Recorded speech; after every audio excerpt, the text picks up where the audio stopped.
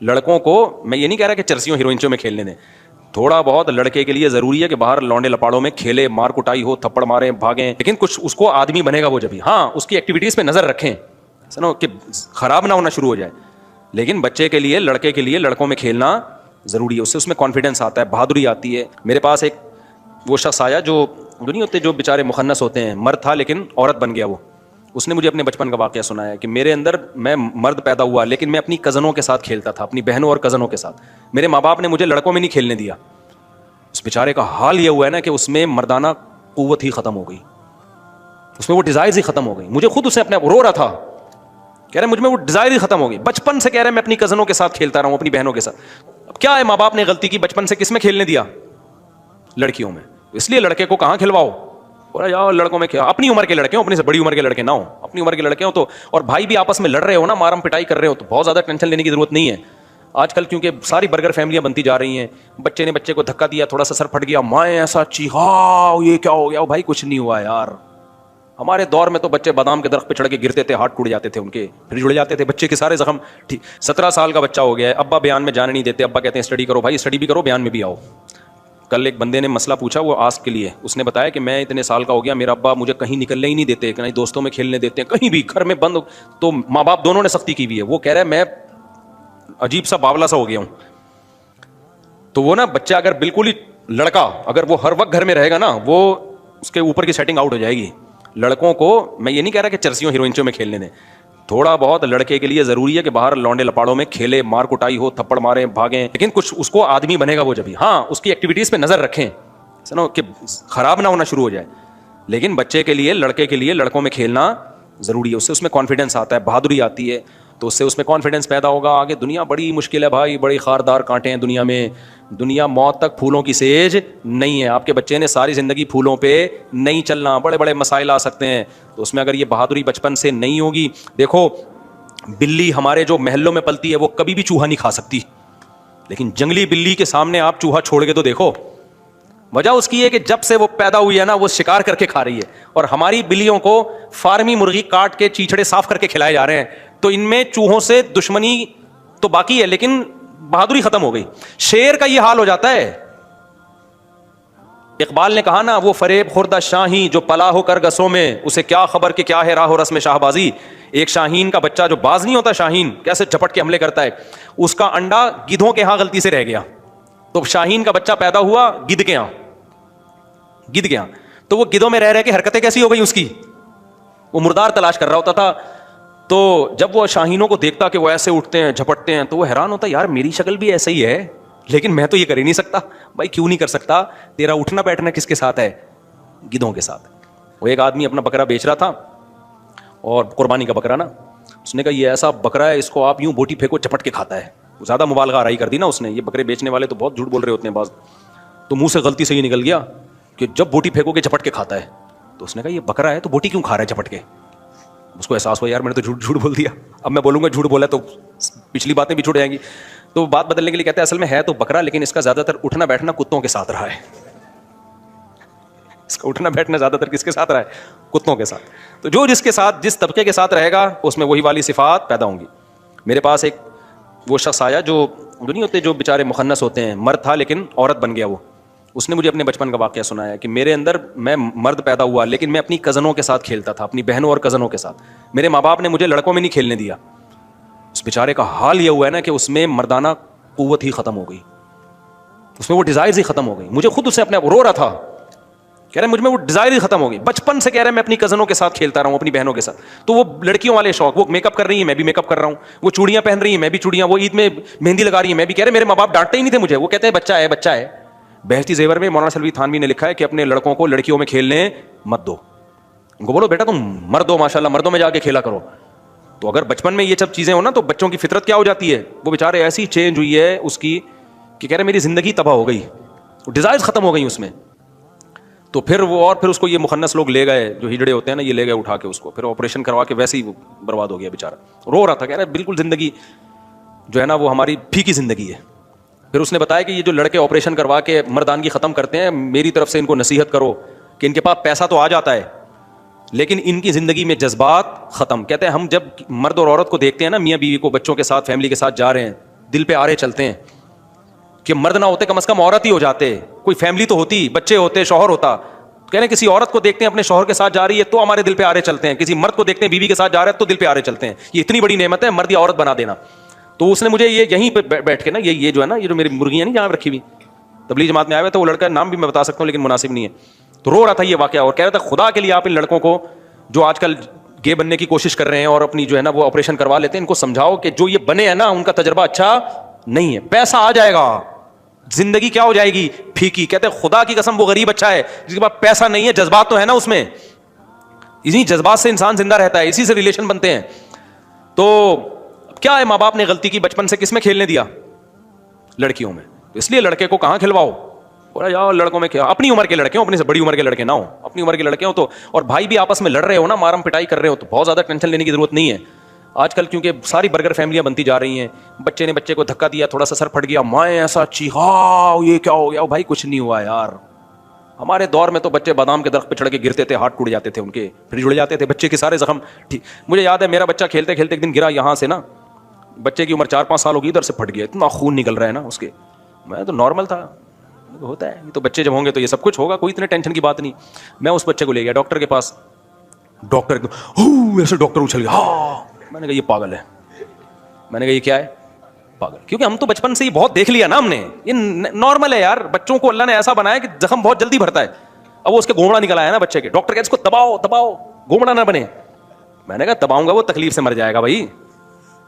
تو مجھے اندازہ ہوا اس بیچارے کے پاس میڈیکل سائنس کا علم تو ہے, مگر یہ بچپن میں کبھی بادام کے درخت پہ چڑھا ہی نہیں ہے, ٹھیک ہے, اس کو پتہ ہی نہیں. تو میں نے کچھ, اس نے دوا بھی دی, میں نے وہ بھی نہیں دی, وہ تو میں لے گیا گھر والوں سے ڈر کے, گھر والوں سے ڈر کے لے گیا, کہ گھر والے تو بولتے ہیں لے کے جاؤ, ورنہ میں تو لے کے ہی نہیں جا رہا تھا, خود ہی ٹھیک ہو جائے گا. تو لیکن اب ظاہر ہے آج کل جو گورنمنٹ ہے وہ آپ کو پتہ ہے کہ اسٹیبلشمنٹ کی ہے, تو اسٹیبلشمنٹ نے مجھے آرڈر کیا کہاں جانا ہے, تو میں لے گیا ڈاکٹر کے, گھما کے لے آیا, دوا نہیں پلائی, پھر ہم نے ٹھیک ہو گیا. تو بچوں کا زیادہ ٹینشن نہ لیا کرو, بچوں کو آپس میں مار دھاڑ جو ہے نا یہ زیادہ ضروری ہے زخم نہ لگنے سے, کیونکہ اگر وہ بچپن میں ایک دوسرے کو ماریں گے دھاڑیں گے نہیں اور بہت ہی کیوٹ سے رہیں گے, اس سے جو ان کو دماغ میں اندر چوٹیں آئیں گی نا بعد میں, جب زندگی میں ٹینشن ہے, وہ اندر کی چوٹیں وہ کسی انجیکشن سے ٹھیک نہیں ہوں گی. یہ باہر کے زخم لگنے دو, یہ ٹھیک ہو جاتے ہیں, اور اس سے بچوں میں اندر تھوڑا کانفیڈنس پیدا ہوتا ہے, تھوڑی بہادری پیدا ہوتی ہے. تبھی ہم کہتے ہیں بچے زیادہ پیدا کرو, کم لڑیں تو صحیح آپس میں, اور ایک دوسرے چیزیں تو چھینیں. اکلوتا تو لاڈ پیار میں ہی پاگل ہو جائے گا وہ, نہیں تمہاری اسپیڈ پھر بھی نہیں بڑھے گی جتنا مرضی سمجھا لو. کتنا میرے والدین مجھے تانے دیتے ہیں, مجھ سے پڑھائی نہیں کی جاتی, اور نہ ہی میرا دل پڑھائی کرنے کا, اور میرے والدین مجھے فالتو انسان سمجھتے ہیں اور فالتو انسان کے تانے دیتے ہیں. تو پڑھ لو, کیا جا رہا ہے, ظاہر ہے تم بعد میں کیا کدال چلاؤ گے کیا. پڑھنے کے بعد شروع میں ٹینشن ہے, پوری زندگی کیا ہے آسان, اور اگر نہیں پڑھا تو ابھی مزے ہیں, پوری زندگی ٹینشن. اللہ یہ کہ کوئی بزنس کر رہا ہو آج نارملی, پھر وہ مزدوری کی طرف جائے گا. اور پڑھائی میں خوب سمجھ لیں, جو دل نہیں لگتا, بس یہ بات کر کے بات ختم کرتا ہوں, ہوتا یہ ہے کہ بچوں کو وہ کچھ پڑھایا جا رہا ہوتا ہے جو ان کی سمجھ میں نہیں آ رہا ہوتا. ہمارے ساتھ یہ ہوا تھا اسکول میں, پھر ہم نے میرے ایک ریلیٹیو ہے, انہوں نے پڑھانا شروع کیا نا, تو جو بیسک چیزیں پڑھانا شروع کی تو پھر مجھے کیمسٹری اور فزکس سمجھ میں آنا شروع ہوئی ہے, پھر مجھے بڑا مزہ آتا تھا اس میں. تو یہ میں بھگتا ہوا ہوں. ہوتا یہ ہے کہ بچے کی بیس ہی نہیں بنی ہوئی ہوتی اور اس کو آگے کی چیزیں پڑھائی جا رہی ہوتی ہیں. مثال کے طور پر انگلش میں ہے پڑھائی, تو انگلش ہی نہیں آتی اس کو, تو کھاک پڑے گا وہ, سمجھ رہے ہو, بیسک انگلش ہی نہیں آتی اس کو. تو 8ویں تک صحیح پڑھا نہیں ہوتا, 9th میں پڑھنے کی کوشش کر رہا ہوتا ہے تو نہیں آتا. تو بچوں کے لیے نا اسکولوں میں تو دماغ سے نکال دو کہ بچہ پڑھے گا. یہ 40 بچے 20 بچے ہو ہی نہیں سکتا کہ ٹیچر ان کو صحیح طرح سے پڑھا دے, چاہے کتنا اچھا اسکول ہو. ہوم اسکولنگ میں بچہ پڑھ لیتا ہے. تو ہوم اسکولنگ میں کوئی ایسا ٹیچر کا انتخاب کریں جو خیر خواہ ہو اور وہ آپ کے بچوں کو اپنا بچہ سمجھ کے پڑھائے, وہ ان کو یعنی ایجوکیٹڈ بنانے کی کوشش کرے. کوئی بھی فن جب پڑھا رہا ہے نا تو کوشش کرے اس کو یہ فن آ جائے. دیکھو آپ کو ایک بات بتاؤں, کے پی کے جو خیبر پختونخوا ہے نا, وہاں کے علماء جو گاؤں دیہاتوں میں پڑے ہوئے ہیں, بہت زبردست استعداد والے علماء ہوتے ہیں وہ.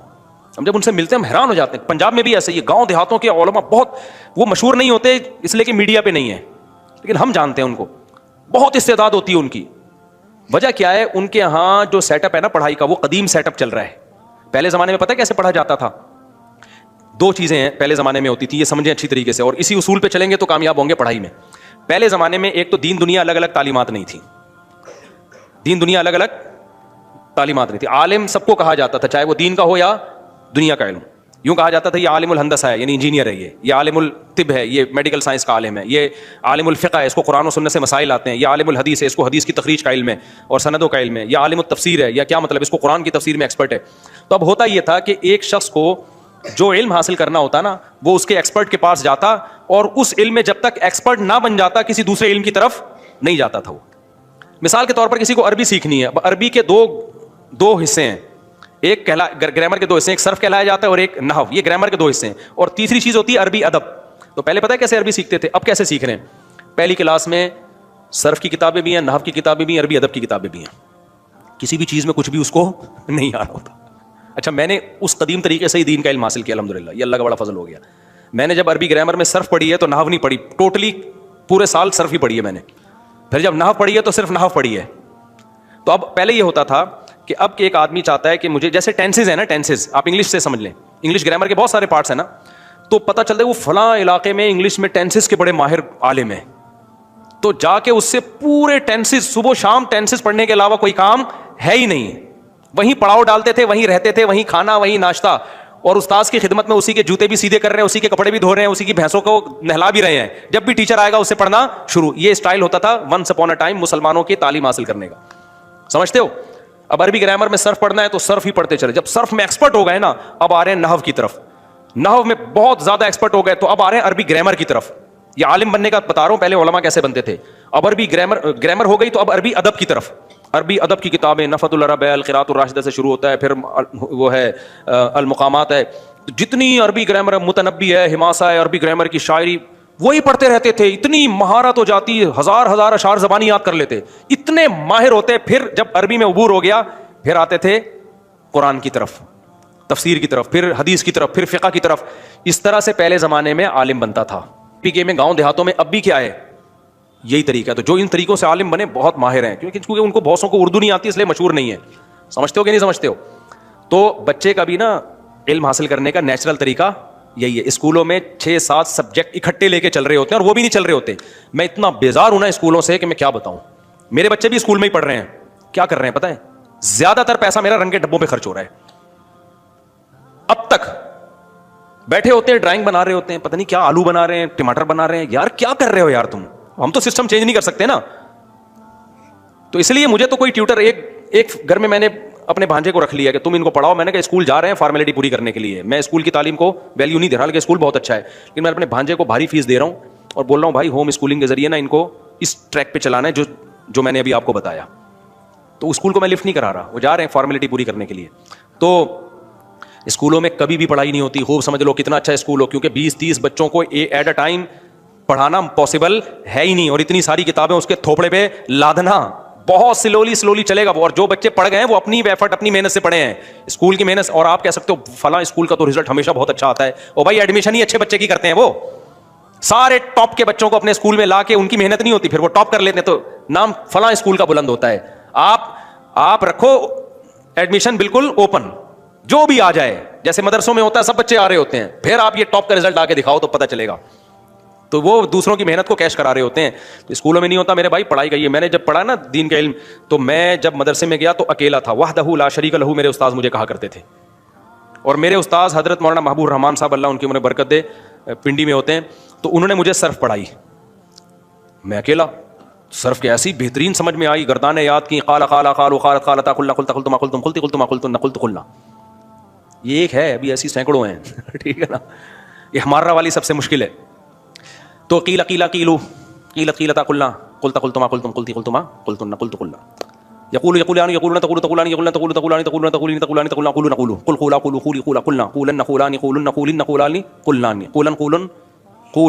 قولن۔ یہ سارے صیغے ایسے رٹے، پھر ان کی ہم نے ترکیبیں پڑھی کہ یہ قالا اصل میں قولا تھا، واو متحرک ما قبل مفتوح ہے تو اس لیے واو کو الف سے تبدیل کر دیا۔ یہ گرامر کے قاعدے لگتے ہیں اس کے اوپر، فلاں جگہ یہ فلاں بھی تو متحرک ہے، اس کا ما قبل مفتوح ہے، وہ کیوں الف سے نہیں تبدیل ہو رہا، اس کی اعتراضی مثال ہے، اس کی اتفاقی مثال ہے۔ ایسا ہمارے استاذ نے 1 سال ہمیں نچوڑا ہے اور اس کی پریکٹس کروائی ہے کہ اب تک یعنی کتنے سال ہو گئے، 27 سال ہو گئے، 27 سال ہو گئے، وہ سارے قاعدے تقریباً یاد ہیں ابھی بھی۔ اور جب میں نے صرف پڑھی ہے میں پڑھانے کے قابل ہو گیا تھا، عربی گرامر میں صرف ایک حصہ جب پڑھا نا تو پڑھانے کے قابل ہو گیا. پھر ہم نے جب نحو پڑھی تو نحو بھی پڑھتے رہتے تھے, چھوٹی موٹی 2-4 کتابیں فارمیلٹی پوری کرنے کے لیے تھی.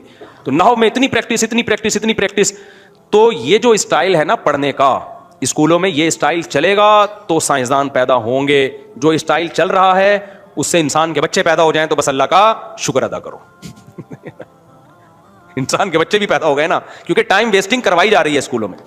کلر کے ڈبوں کو اٹھا کے پھینک دو خدا کے لیے, تنگ آ گئے ہم تو یار, اتنے پیسے خرچ ہو رہے ہیں ڈرائنگ میں, چھوڑ دو یار, ہم نے اس کو آرٹسٹ نہیں بنانا ہے. کہتے نہیں یہ جو طریقہ ہے نا یہ نیچرل وے ہے. کیلا خود بنائے گا تو اس کو سمجھ میں کیلا آئے گا. ہم نے کیلا سمجھانا ہی نہیں ہے اس کو, چھوڑ دو. ہم نے اس کو خربوزہ سمجھانا ہے, کیلا ہم نے اس کو سمجھانا ہی نہیں ہے. ہو گئے کچھ نہ کچھ فائدے ہوتے ہیں, میں یہ نہیں کہہ رہا, لیکن جتنی محنت لگ رہی ہے نا اتنا آؤٹ پٹ نہیں ہے اس کا. تو اس لیے ہوم اسکولنگ کی طرف آؤ. اب امریکہ میں بھی جو اچھے لوگ ہیں نا, جو چاہتے ہیں کچھ, ان کے بچے ہوتے نہیں, ایک آدھ اگر ہو گئے تو وہ چاہتے ہیں کہ کچھ بن جائے, تو وہ ہوم اسکولنگ کی طرف. اور نیٹ پہ بھی ویڈیوز پڑی ہوئی ہیں. ڈاکٹر ذیشان عثمانی ہیں, بڑے ماہر ہیں. وہ جو ڈین عبدالقادر یونیورسٹی کے ڈین تھے, ان کی بات کروں, ڈاکٹر ذیشان, تو وہ ہوم اسکولنگ پہ بہت زبردست ورک شاپ کرواتے ہیں. ان سے وہ ورک شاپ سیکھ لیں. GK Islam 7 and 6. Please subscribe my